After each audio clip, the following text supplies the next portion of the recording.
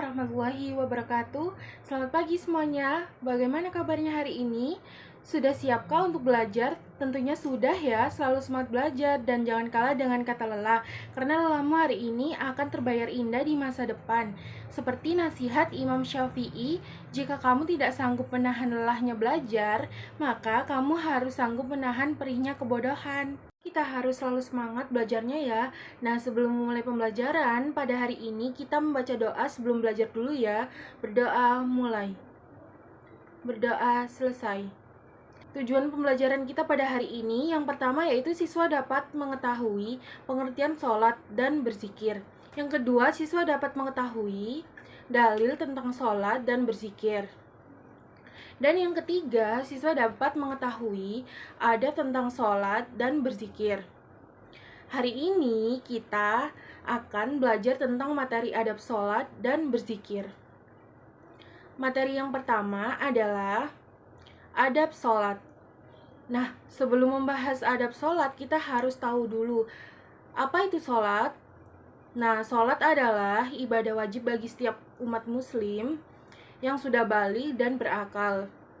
Sholat pada hakikatnya adalah bentuk komunikasi antara seorang hamba dengan Allah Subhanahu wa Ta'ala. Akan tetapi, banyak orang kurang bisa menikmati ibadah sholat. Hal ini bisa disebabkan beberapa hal, diantaranya adalah karena ia menganggap sholat hanya rutinitas belaka. Nah, sehingga sholatnya tidak berdampak apa-apa dalam kehidupannya. Padahal Allah Subhanahu wa Ta'ala berfirman bahwa dengan sholat yang khusyuk, maka seorang akan bisa terhindar dari berbuat keji dan kemungkaran. Dari itu, marilah kita jaga ibadah sholat kita dengan memperhatikan adab-adabnya. Apa saja sih adab-adab sholat? Nah, yang pertama, menjaga waktu dan batas-batasnya ketika waktu sholat masuk, yaitu ketika azan dikumandangkan. Maka, kita harus segera menunaikannya dengan penuh semangat saat kewajiban itu tiba. Yang kedua, yaitu kita rapikan dan bersihkan tempat sholat dan sujud kita dari najis-najis yang ada, disingkirkan gambar tulisan atau apa saja yang mengganggu kekhusyuan sholat kita. Yang ketiga, memakai pakaian kita yang terbaik saat panggilan sholat. Setelah tiba, kita harus sudah rapi, santun, baik, harum, semerbak bagi laki-laki dan menutup aurat secara sempurna. Yang keempat, menyesal serta bersedih ketika tidak dapat menunaikan dan menikmati sholat dengan baik dan sempurna. Di antaranya, inti sholat adalah berzikir di dalam sholat yang akhir-akhir supaya kita khusyuk. Nabi memerintahkan sholatlah seperti sholatnya orang yang berpamitan dari dunia ini. Maksudnya, sholatlah seakan-akan kita adalah sholat kalian yang terakhir di dunia.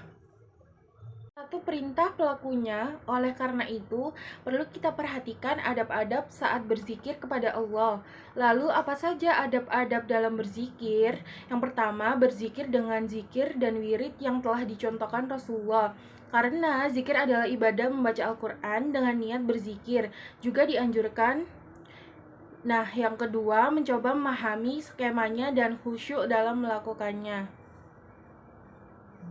Zikir kurang afdol apabila orang yang melaksanakan sholat usai malam ia langsung berdiri pulang tanpa berzikir. Sehingga ba'da sholat pun seseorang dianjurkan berzikir. Menurut bahasa, berarti ingat dalam hal ini yang dimaksudkan adalah mengingat Allah dengan cara memperbanyak mengucapkan kalimat-kalimat thayyibah sesuai dengan yang diajarkan oleh Rasulullah dan para sahabat, orang-orang yang soleh. Sebelum kita sebagai seorang muslim tentunya tidak asing lagi dengan zikir. Hanya saja terkadang kita tidak memperhatikan adab-adab atau cara berzikir sehingga tidak jarang zikir yang kita lakukan tidak berbekas sama sekali terhadap kehidupan kita. Padahal minimal zikir bisa menenteramkan hati. Yang ketiga, duduk di suatu tempat atau ruangan suci seperti duduk dalam sholat juga dianjurkan. Yang keempat, mewangikan pakaian dan tempat dengan minyak wangi, pakaian yang bersih dan halal. Ada yang ditanyakan? Jika tidak, saya meminta kalian untuk melaksanakan praktek sholat secara individu. Nah, yang kedua, setelah melakukan praktek, peserta didik yang lain memperhatikan dan menilai gerakan sholat yang dilakukan oleh temannya. Yang ketiga, kalian mengevaluasi kembali dan melakukan sharing antar teman agar praktek sholat dilakukan secara tertib dan secara benar. Mari kita tutup pembelajaran hari ini dengan bacaan hamdalah dan kafaratul majlis. Selesai. Cukup sekian dari saya, kurang lebihnya saya mohon maaf.